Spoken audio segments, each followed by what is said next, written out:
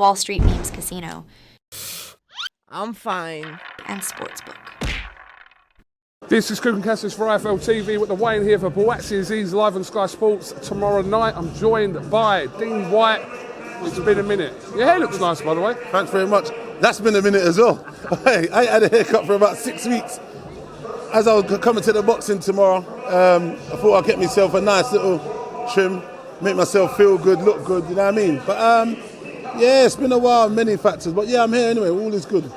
Intriguing South London contest tomorrow. Domestic, we love these fights. What are you saying about Bazi Aziz? Who are you slaying? Swaying towards, not slaying. No, it's a great fight, man. It's a great fight for UK boxing. These two young men I know, very well. Dan's from South East. I know him. I know his brothers and that and whatever. And Bazi's someone who was with us growing up, sparring him, and we knew, I knew he was going to be a good kid. He was always strong from young and whatever. And we used to just move around with all kind of weights. Me, him, Dill, Hot Shot, Jimmy Manuel, the UFC fighters, loads of us. So, we knew he was going to be a talent anyway. Back to this fight, it's a great fight, man. What can we say? Obviously, I guess a lot of people are leaning probably toward Bazi maybe as a favourite. Was an Olympian and so on. But Dan's done tremendously great because Dan has come and won all the stuff, European title, British and so on. And he's done good. But I think it's going to be a very, very interesting fight, man. I like both boys. I'm not even going to pick a winner because I don't want to offend anyone. They're both my guys. They're from the end somewhat. And, I think though we're in for a good contest. I know Dan knows exactly what's on the line. And he's going to try and come and bring whatever game plan he's got to impose on Bazi. But those guys have shared countless rounds. So I guess they know each other as well. So I guess it might be a bit of a chess match in there somewhat because, when you share these kind of rounds, you kind of know what that you're both going to do. So I feel like that's going to play a part, and it might even be one of those kind of stalemate fights until someone wants to take the risk and push it. You know what I mean? But I think it's going to be an interesting fight. Dan always comes. Dan always brings the pressure, and looking forward to a good fight tomorrow, man. Absolutely. Quite a crucial time in the heavyweight division over the next 2 or 3 months. We've got the Fury-Usyk fight, obviously undisputed on February the 17th, and then the Aj-Ngannou fight. This is going to kind of shape the landscape of the heavyweight division for the next year. Yeah, your man Turkey Al-Sheikh shaking up the place utterly and totally, man. He's done the damage. Look, those kind of fights are fights that have been talked about and spoken about for many years and couldn't have been done.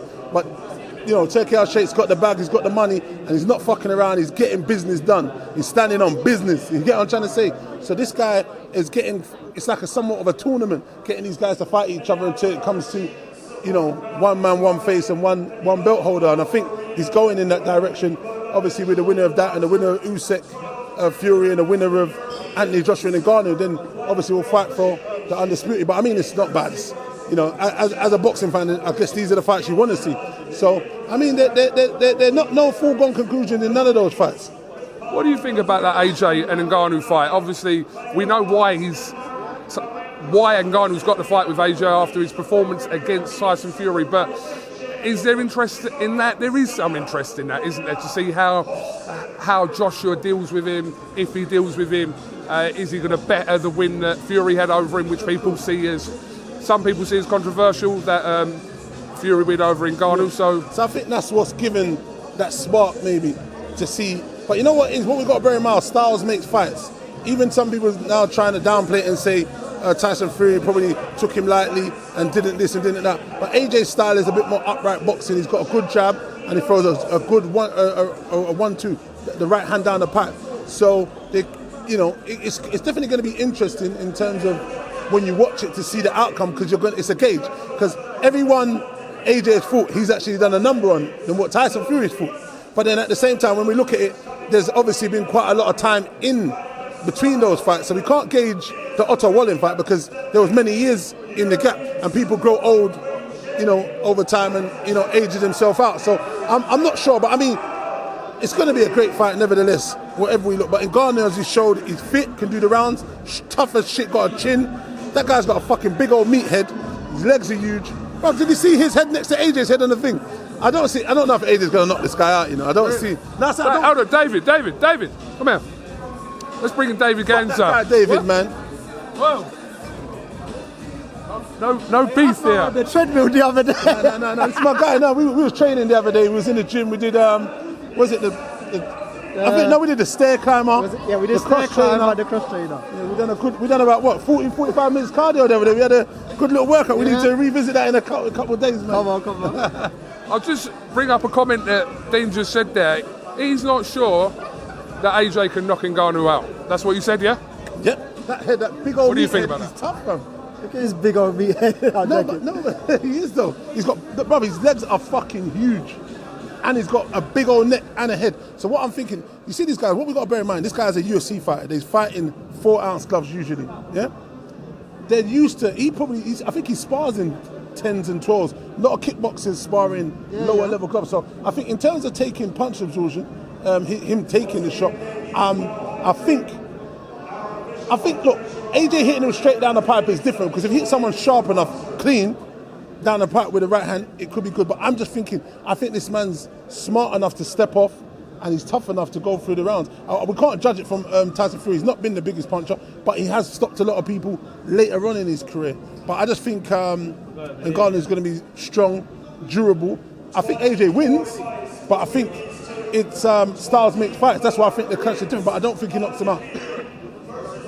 Well, you want my opinion? I would absolutely want your opinion. My opinion on his opinion? Your opinion on his opinion, yeah. Yeah, no, listen, he's entitled to his opinion. It's very valid. I personally witnessed the power. I've seen several sparring partners hit the canvases over the years, and I trust in the process. I wouldn't be out here screaming, the plan is to knock him out within X amount of rounds, or blah, blah, blah. The win's the most important thing. But in the words of Tyson Fury, I think no man from his mother can stand and hold the bang from Anthony Joshua unless they're going to fail a VADA test. All right, hold on. Deep words. Hold on. No one needs to stand there. It's called boxing. That's why you box and move. So no one needs to stand there to get knocked out. And it's a fight. Hold on, but you don't stand there. You move, you feint, you move your head, you slide back. Just what he was doing when he was fighting Tyson Fury. When Tyson Fury was doing stuff, he was stepping out of range. He's not going to stand there and take the punch on his chops. So basically, I'm just going to be honest. I don't care as long as we go and get the win. Hold on a minute. You say you don't care, but I thought the whole purpose of it is to kind of better the performance of Tyson Fury, surely, isn't it? Not just to win. You're not a casual what? So to better the performance, but only why has is he to be a knockout. You better the performance as long as you don't hit the canvas. Oh, that's very true. Okay. Come on. Oh, I agree. Okay. I agree. But what I'm saying to you is, and that isn't the whole point of taking this fight. You don't just want to win this fight, do you? Parker, Usyk, Franklin. Yep. So are we saying because he's an MMA fighter, you're saying do you believe them guys have a better chin and are stronger than Ngannou? I'm not here testing chins, am I? I'm just saying, like, I don't care for the question. Listen, what I'm saying is boxing. And I'm not going to say he can't knock him out, but what I'm looking at is I've watched his career as an MMA because I'm an MMA fan as well. So I watched that. He hasn't been stopped in MMA. And obviously he's come to boxing, and obviously Tyson Fury, like I said, of late has been quite a knockout merchant, and I felt like his boxing IQ was good enough to negate anything, and he did eat some really good shots, and he just walked through them.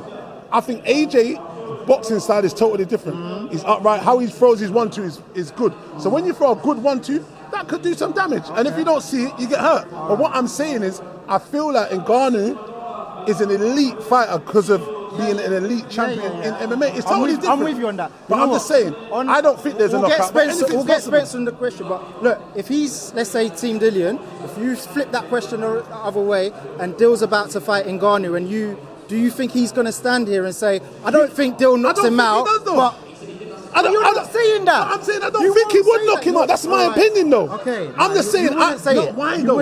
I would say we're going to look for a win. I'm not going to listen. I'm looking at what I'm seeing from the guy. Like I said, he's got a big old head, big legs. Nah, guys with big legs can take shots. He's got a big, you know. Is your head bigger than yours? But it's bigger than mine. I don't know, you know. Nah, yeah what? Listen, this ain't no blood clot about my head. Fucking coward motherfucker. Spencer. How about we fight you two today, right now? How about that? And find out who's... No. I've always told you that. Who's going to fight who? Benga. I'll call Benga, you're mad. Benga rap as well, fam. He will hit the deck and out. Spencer, Joshua, knockout, Francis Ngannou. Pardon me? Will Anthony Joshua knockout Francis Ngannou? If Anthony Joshua connects properly, more than likely he could. But me personally, I'm saying this is the first time that Anthony Joshua is going into an elite fight where he's the man with a greater experience. So Anthony Joshua should box his brother. Don't try to get involved with him, because if someone can kick him in the head, then it don't mean nothing to him. A punch, and the legs are the strongest part of the body, right? So therefore, I'm saying Anthony Joshua box Francis Ngannou, take him into deep waters and drown him. Happens. He tries to fight this. Team Joshua's left the building by the looks of it. I'm handling phone calls. It's calling Benga. This isn't calling Benga. Oi, Benga, what was going on in the landing, fam? Benga. All right. Well, listen, we're all Team AJ. We want AJ to win it either way. I think he does stop him anyway. I'm with you. I think he does stop him. I think he does stop him. Wait, do you hear this? Listen, Clifton Mitchell, any owl, former European title challenger. This big, tough African man clips him, it's good night. But we don't know what happens when he clips him. When Joshua clips him. He don't agree with this. He's not happy, my friend. Tell them. Put some respect. Nah. Put some respect on the man's head, bro. I'm not disputing that. All right. I'm not disputing. I'm not saying that he's not going to win. I'm saying, but it's heavyweight boxing, and this guy can punch. But we also saw him put somebody else down. Yes. I'm not disputing that. Who did he put out? What he's saying is he's got power, so you don't want to play around. Let's get technical. Let's get technical now. I'm going to get technical, right? We're bringing you in a technical arena. Francis Ngannou, very big, tough man. He's scary to look at, you know. I was in the change room of his last fight. He's scary, KUGAN. He's scary. Right, that's number one. But this is what I'm saying is this. Tyson Fury got knocked down by what shot? What shot? Left hook. Thank you very much. What shot wobbled AJ when he fought Ruiz? Left hook. Right. What shot did Dylan Whyte? What shot? a conspiracy. Wait. Listen to the man. Like you don't spend. Oh, listen. No, do you know what? You can't see. You know what it is? Go in the middle. No, because this has turned into one of them. This has turned into a barbershop debate. It's just getting silly. It's getting silly. It's getting silly. And let me give you Come here, big man. Come here, big man. Oh, mate. This brother knows. Jamie TKB, yeah? Right, no, big up Jamie. Hello. Jamie, yeah? You sparred with Joshua and you know that he whacks really hard, yeah? Yeah, of course. Right, do you think Joshua has the capabilities to knock out Francis Ngannou? 100%. That's right, simple as that. Simple as that. Right, simple as that. Right, and this is a man that spars with Joshua. Right, you know what? Furthermore is this. It's a dangerous fight for anybody, yeah? Now, big up Jamie, yeah? Big up yourself. I love this shoot, right? He's serious, but Joshua is susceptible to left hooks. So he better be on the phone. He better be having on the phone. That's what I was saying. Look, like I said in the beginning, I just feel like I don't think he stops him. I'm not saying it's impossible. I think if anyone gets caught with a good shot, as we know, you're going to go to sleep. But this is chess, not checkers. Both guys have decent IQ, good IQs. Joshua's evolving. I'm sure he's going to be smart and patient and should box and wait for an opening. And I'm sure Ngannou's going to do the same. So, but then let's see what happens. But like I said, the Joshua that fought the other day seemed to have kind of walked through Otto Walling somewhat. But this is not Otto Walling. He would knock out Otto Walling also in Ngannou, I believe. You know what I'm saying? No, KD thinks it's a witch hunt against Joshua, and it isn't.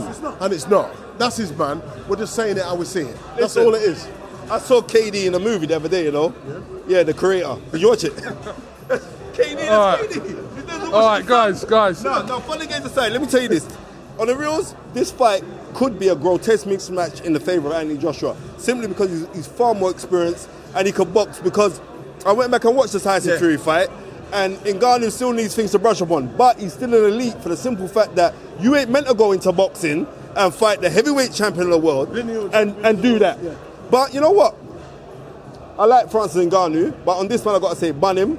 It's simple. We got ban him like that. Ban him. I like Francis Ngannou, but ban him. Anthony Joshua meant to deal with him later. I'm gone. Right, guys.